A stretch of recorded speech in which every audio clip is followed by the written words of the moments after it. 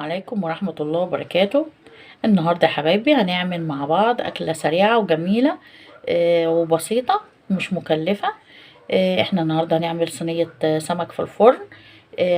هنعمل مع صينية السمك طبعا رز، بس الفكرة بقى هنا النهاردة معانا ان انا هعمل رز احمر مش رز صيادية.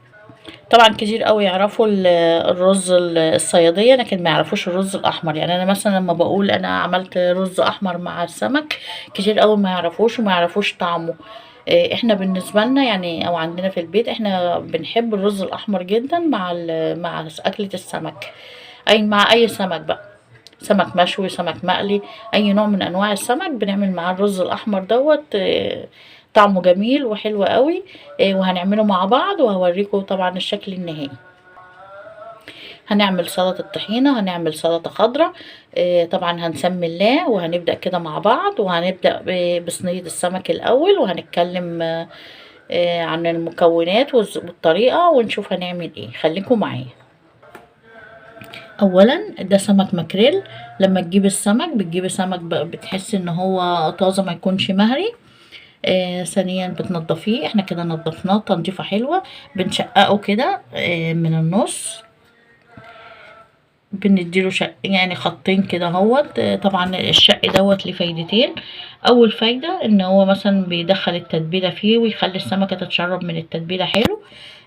تاني فايده بيسرع لي السوا كده يعني، وشكل جمالي كمان يعني لما مع التقديم بيبقى الشكل حلو. معايا بصل، معايا توم، معايا طماطم، معايا فلفل، معايا جزر، وطبعا احنا عارفين ان الليمون اساسي مع السمك. دي مجموعه التوابل. عندي ملح وعندي كزبرة وعندي بهارات سمك وعندي كمون وعندي بابريكا وعندي خلطة. يعني خلطة التوابل ديت بتبقى عندي اللي هي الملح بشطة بكمون، دي بتبقى خلطة ثابتة أساسية عندي، يعني ما بستغناش عنها خالص.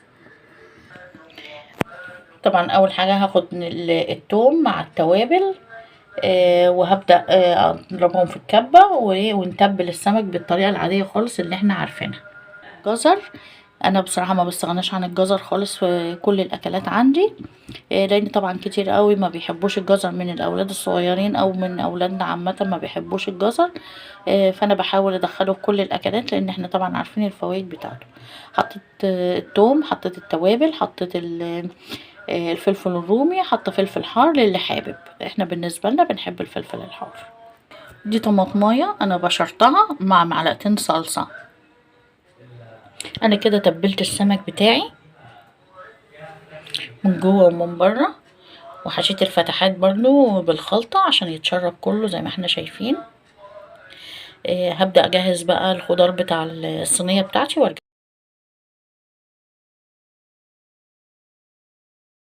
هرص السمك بقى وارجع لكم.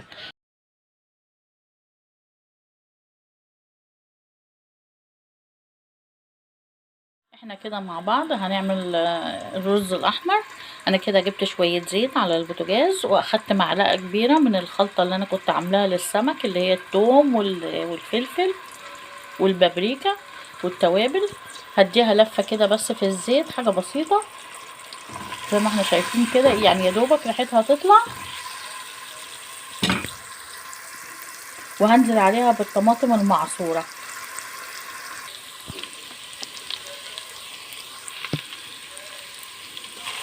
بسم الله.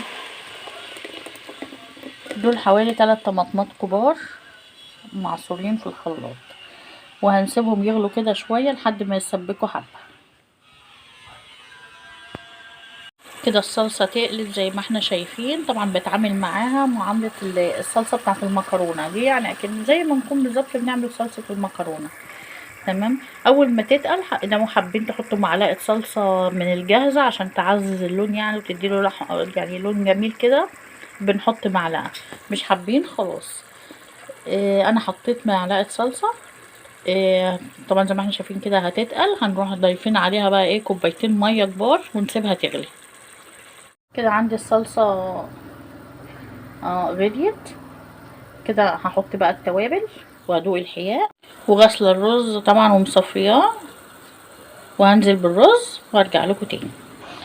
انا نزلت كده بالرز طبعا التوابل ملح وشطه وكمون، وما ننساش ان احنا كنا حاطين خلطه من الاول او الدقه اللي هي بتاعه السمك في البدايه خالص، فنبقى فاكرينها عشان بس ما يبقاش معايا مشطشط قوي او حياقه زياده او كده الرز.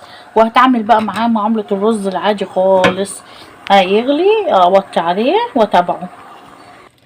الرز بتاعنا اتشرب، نقلته على العين الصغيره، حطيت تحتيه شياطه واغطي عليه واسيبه بقى ايه يستوي، واتعامل معاه زي ما قلنا معامله الرز العادي بقى. خلاص هو كده ايه يعني التكات بتاعته اللي هي في البدايه كده، انا بتعامل على ان هو رز عادي بقى. خلاص اوطي عليه واغطي الحله واسيبه شويه. تقديم هوريكم الشكل النهائي. طبعا صينيه السمك في الفرن ان شاء الله خلاص هي ايه قربت تستوي، ونقدم ونشوف مع بعض النتيجه النهائيه.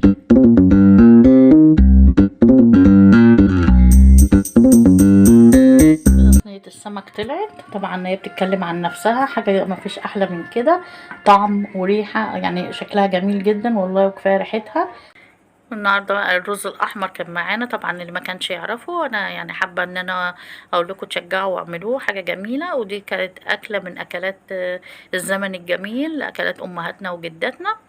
والف هنا وشفا للجميع، والسلام عليكم ورحمه الله وبركاته.